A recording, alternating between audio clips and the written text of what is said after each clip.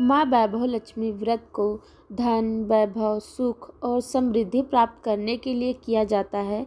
देवी लक्ष्मी के इस व्रत को स्त्री या पुरुष कोई भी रख सकता है। जिन लोगों के जीवन में आर्थिक संकट लंबे समय से बना हुआ है और या फिर वे गृह कलेश आदि से परेशान हैं, तो उन्हें इस व्रत का पालन अवश्य ही करना चाहिए व कथा सुननी चाहिए। माँ वैभव लक्ष्मी की कथा इस प्रकार से है। एक बड़ा शहर था। इस शहर में लाखों लोग रहते थे। पहले के ज़माने के लोग साथ साथ रहते थे और एक दूसरे के काम आते थे, पर नए ज़माने के लोगों का स्वरूप ही अलग सा है। सब अपने अपने काम में रत रहते हैं। किसी को किसी की परवाह नहीं। घर के सदस्यों को भी एक दूसरे की परवाह नहीं होती। भजन कीर्तन, भक्ति भाव, दया माया, परोपकार जैसे संस्कार कम हो गए हैं। शहर में बुराइयां बढ़ गई थी। शराब, जुआ, रेश, व्यभिचार, चोरी डकैती आदि बहुत से अपराध शहर में होते थे। कहावत है कि हजारों निराशा में एक अमर आशा छिपी हुई है। इसी तरह इतनी सारी बुराइयों के बावजूद शहर में कुछ अच्छे लोग भी रहते थे। ऐसे अच्छे लोगों में शीला और उनके पति की गृहस्थी मानी जाती थी। शीला धार्मिक प्रकृति की और संतोषी थी। उनका पति भी विवेकी और सुशील था। शीला और उनका पति ईमानदारी से जीते थे। वे किसी की बुराई न करते थे और प्रभु भजन में अच्छी तरह समय व्यतीत करते थे। उनकी गृहस्थी आदर्श गृहस्थी थी और शहर के लोग उनकी गृहस्थी की सराहना करते थे। शीला की गृहस्थी इसी तरह खुशी खुशी चल रही थी, पर कहा जाता है कि कर्म की गति अकाल है। विधाता के लिखे लेख को कोई नहीं समझ सकता।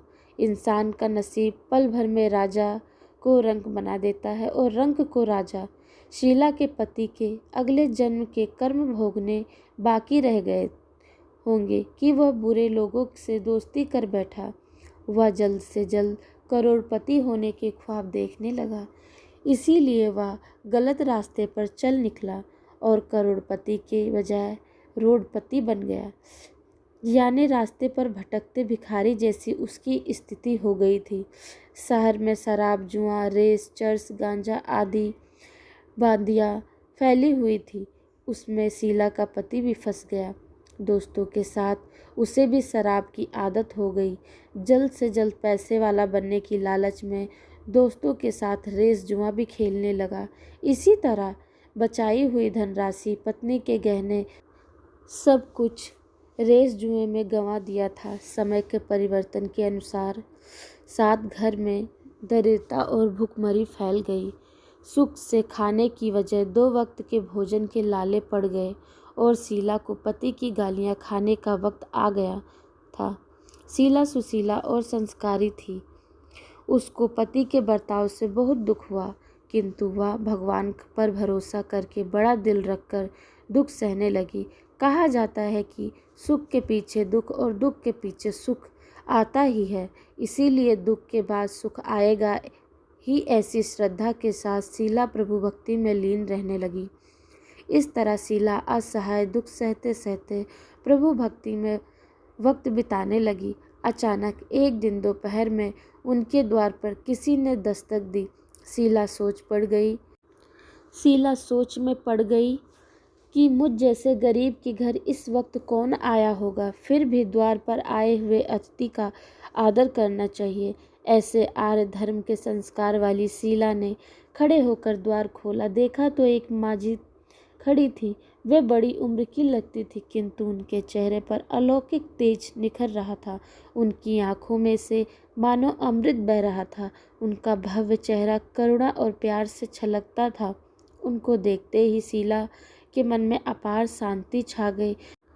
वैसे शीला इस माजी को पहचानती न थी, फिर भी उनको देखकर शीला के रोम रोम में आनंद छा गया। शीला माजी को आदर के साथ घर में ले आई। घर में बिठाने के लिए कुछ भी न था, अतः शीला ने सकुचाकर एक फटी हुई चादर पर उनको बिठाया। माजी ने कहा, क्यों शीला, मुझे पहचाना नहीं? शीला ने सकुचाकर कहा। माँ, आपको देखते ही बहुत खुशी हो रही है, बहुत शांति हो रही है। ऐसा लगता है कि मैं बहुत दिनों से जिसे ढूंढ रही थी वे आप ही हैं, पर मैं आपको पहचान नहीं सकती। माँ जी ने हंसकर कहा। क्यों भूल गई? हर शुक्रवार को लक्ष्मी जी के मंदिर में भजन कीर्तन होते हैं, तब मैं भी वहाँ आती हूँ। वह हर शुक्रवार को हम मिलते हैं। पति गलत रास्ते पर चला गया है, तब से शीला बहुत दुखी हो गई थी और दुख की मारी वह लक्ष्मी जी के मंदिर में भी नहीं जाती थी। बाहर के लोगों के साथ नज़र मिलाते भी उसे शर्म लगती थी। उसने याददाश्त पर जोर दिया, पर वह माँ जी याद नहीं आ रही थी। तभी माँ जी ने कहा, तू लक्ष्मी जी के मंदिर में कितने मधुर भजन गाती थी, अभी अभी तू दिखाई नहीं देती थी, इसीलिए मुझे हुआ कि तू क्यों नहीं आती है, कहीं बीमार तो नहीं हो गई है ना? ऐसा सोचकर मैं तुझसे मिलने चली आई हूँ। माँ जी के अति प्रेम भरे शब्दों से शीला का हृदय पिघल गया। उसकी आंखों में से आंसू आ गए। माँ जी के सामने वह बिलक बिलक कर रोने लगी। यह देखकर माँ जी शीला के नज़दीक आई और उसकी सिसकती पीठ पर प्यार भरा हाथ फेर कर सांत्वना देने लगी। माँ जी ने कहा, बेटी, सुख और दुख तो धूप छाँव जैसे होते हैं। धैर्य रखो बेटी।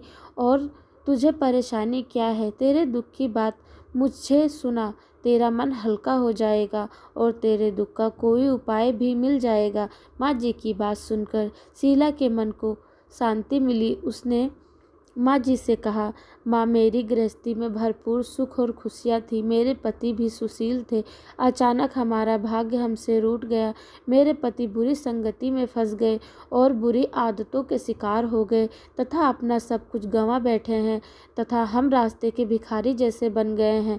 यह सुनकर माँ जी ने कहा, ऐसा कहा कि कर्म की गति न्यारी होती है। हर इंसान को अपने कर्म भुगतने ही पड़ते हैं, इसीलिए तू चिंता मत कर। अब तू कर्म भुगत चुकी है, अब तुम्हारे सुख के दिन अवश्य आएंगे।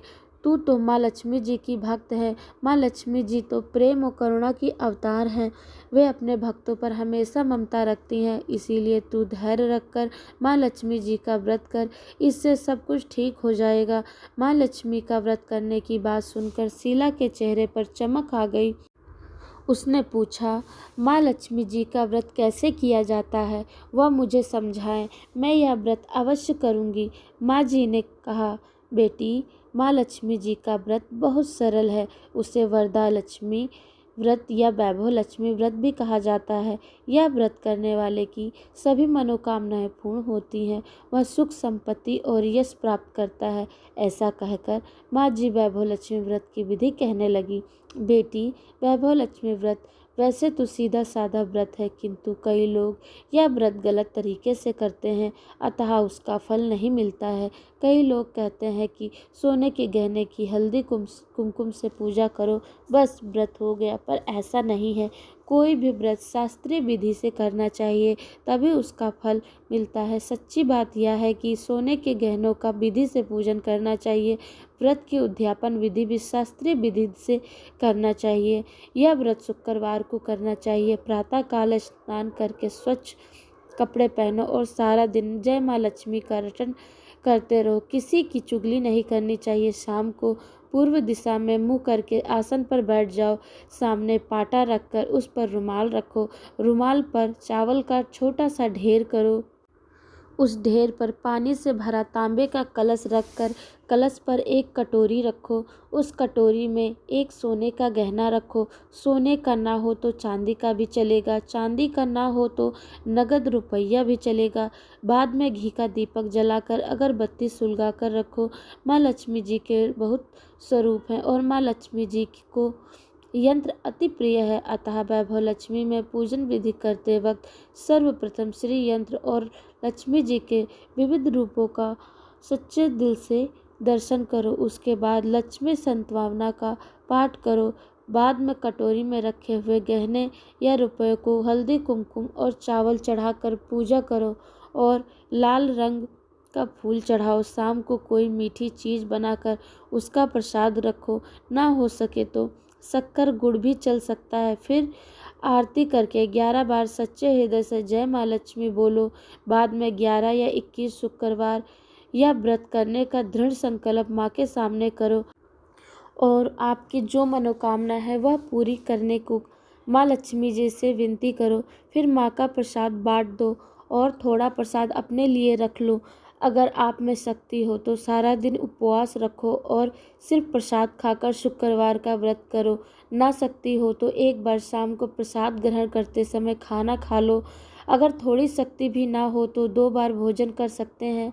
बाद में कटोरी में रखा गहना या रुपया ले लो। कलश का पानी तुलसी की क्यारियों में डाल दो और चावल पक्षियों को डाल दो।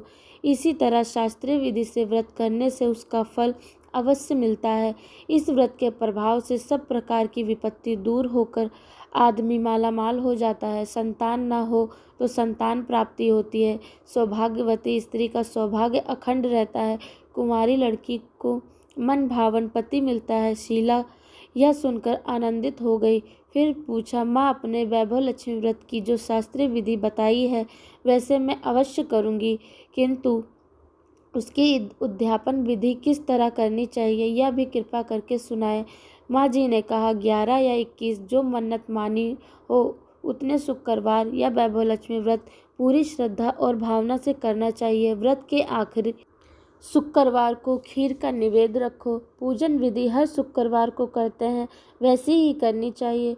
पूजन विधि के बाद श्रीफल फोड़ो और कम से कम 7 कुमारी या सौभाग्यशाली स्त्रियों को कुमकुम का तिलक करके वैभव लक्ष्मी व्रत की एक एक पुस्तक उपहार में देनी चाहिए और सबको खीर का प्रसाद देना चाहिए। फिर धन लक्ष्मी माँ स्वरूप वैभव लक्ष्मी स्वरूप माँ लक्ष्मी जी की छवि को प्रणाम करें। माँ लक्ष्मी जी का स्वरूप वैभव देने वाला है। प्रणाम करके ही मन भावुकता से माँ की प्रार्थना करते हुए कहें कि हे माँ लक्ष्मी, हे माँ वैभव लक्ष्मी, मैंने सच्चे हृदय से आपका व्रत पूर्ण किया है, तो हे माँ हमारी मनोकामना पूर्ण कीजिए, हमारा सबका कल्याण कीजिए। जिसे संतान न हो उसे संतान देना, सौभाग्यशाली स्त्री का सौभाग्य अखंड करना, कुंवारी लड़की को मन भावन पति देना। आपका यह चमत्कारिक वैभव लक्ष्मी व्रत जो करे उसकी सब विपत्ति दूर करना, सबको सुखी करना। हे माँ आपकी महिमा अपरंपार है। माँ जी के पास से वैभव लक्ष्मी व्रत की शास्त्रीय विधि सुनकर शीला भाव विभोर हो उठी। उसे लगा मानो सुख का रास्ता मिल गया।